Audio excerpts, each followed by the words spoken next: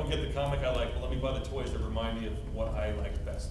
You know, and that's sort of where we compete with each other a little bit. We've diversified as best as much as possible, but unfortunately, that might come back to hurt you at the end of the day. You know, out of left field there, though, what a cool thing would be if Marvel and DC stopped doing alternate covers and let the smaller companies do it only. You know, because that money that they spent on those two big companies, well, DC doesn't do that much as Marvel, but that's a lot of, I saw guys buying books $50, $60 to get some, well, and I'm just like, oh my God, they could have bought like, 10-year books and 10, 5 books, and, you know what I mean? I mean, in a way, it's kind of bizarre, you know, and I always say they're not giving anything new a chance, but they'll have this one thing. I'll change it. I'll say, okay, we're not cannibalizing our books. I think we're cannibalizing our audience. Yeah. Okay, that might be one way to do it. You know what? The people who are here are loyal. They love what we do. They support what we do. And what we keep on doing is keeping on going at them in different ways for them to spend their money.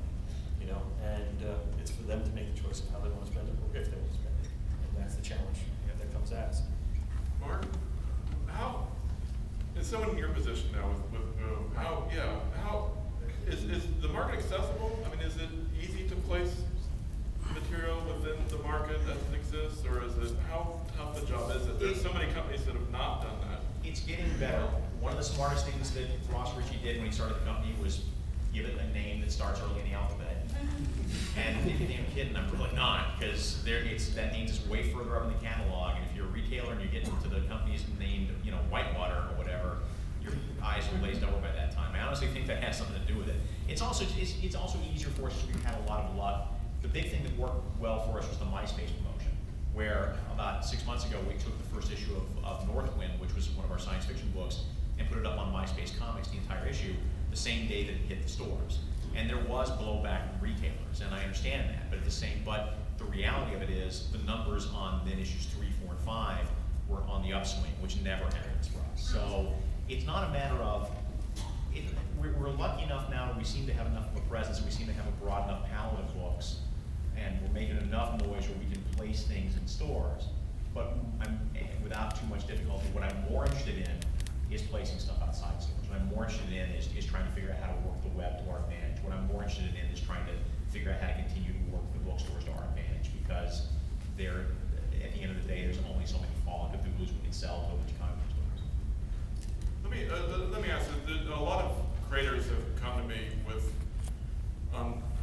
some kind of quieter concerns about the state of creators' rights, especially in terms of media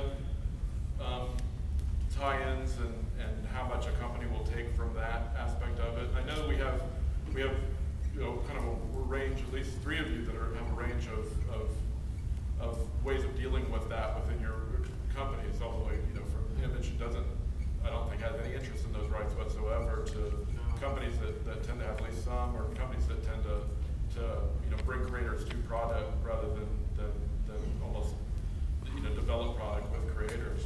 Is there any worry or any that's a very right now issue. I mean, is there any worry or any kind of concern on your part as to how those kind of creators' rights issues, as we kind of move into comics being appealing and all these other areas, work out? I don't know. In a way, I think those battles have been fought and have been settled. I don't know that there's a particular battle being on there. I know that we traditionally don't take anybody's rights. We don't own any pieces of anything else. On the other hand, what can be the problem with doing that is that guys will go out and try and sell their stuff in Hollywood and get eaten alive because they don't know what's a good deal. They don't know what's a good advance. They don't know this, that, and the other thing. So we're starting to a little bit is just help walk people through that process a little bit, just to be able to go, okay, let me hold your hand, let me help you out. I got a question for you, because this is actually from my old job, from when I used to be in animation, and that real question for you is do you think though, with yourselves and putting the material out and publishing it, that you helped raise the awareness of that product, and therefore you feel entitled to a portion of something if it's exploited in any other way? Me personally, no. What? But Well, I know that there are other people who feel that that's foolish. Yeah. That really we should be doing that and we should be owning part of it and all that stuff. came at it. Not controlling from- it, just passive roles, something like that. Yeah. Just be, you know, I'm just No, saying, there's the risk, no, there's a risk you're level right. involved. There definitely is a risk level involved, and you're right. And, you know, people will go, you guys are idiots. But we really went out of our way to set up the kind of company that we would like to work. It's great. for. I mean, that's- And that's we're- fabulous. It's a great publishing position. company Yeah. because HarperCollins won't take a party, you know, it's a Yeah. publishing company. And that said though, we're sitting here with three very extremely fair companies because DC does, when you do creative stuff, has a deal in there where there's shared, and again, it's a shared responsibility and it's a shared risk. So these things are, Yeah. you know, are because there's page rates involved and everything, and same with Boom. I mean, you know, Yeah. there's a percentage, and the companies are set up a lot like with Boom. It's also an IP issue as far as you know, as far as Warner Brothers. The short version is with Boom, yes, we own a piece of what you bring in, but conversely, that means our profile in other media has gotten so strong, and our ability to have meetings, our ability to work with producers and work with television studios and so forth, elevates your position. So you come in with your idea, we have a piece of it, we all share in the profits, but because of our position and what the deals we've been able to wrangle and what our quotes are in Hollywood, like your percentage of what we get for you is still better than what you would be able to get 100% on your own. So it works to everybody's advantage, and we work together that way. So Yeah, it's gotten better. It's gotten so better. much better, and for you know, for me to bring it. Unless you're working for Tokyo Pop, but Right. But I mean, for me to bring a book to Eric, I know that he's the publisher. They're going to publish it, Yeah. and I can go out there and sell it. But not everybody's me. You know, not everybody has my experience. And again, if I do it with Boom, I know it's like, well, I got Ross and I got these guys, and we're going to go get a great deal. But all I care about is a comic. Yeah. See, because if the comic, that's all I care about on my end. The comic has to be the best it can be because we're going against companies that Yeah. put out hundreds of books, you know, Yeah. and so at the end of the day, though, these deals are there, and I'm not saying that with everybody, but we're sitting at a table, a very generous table.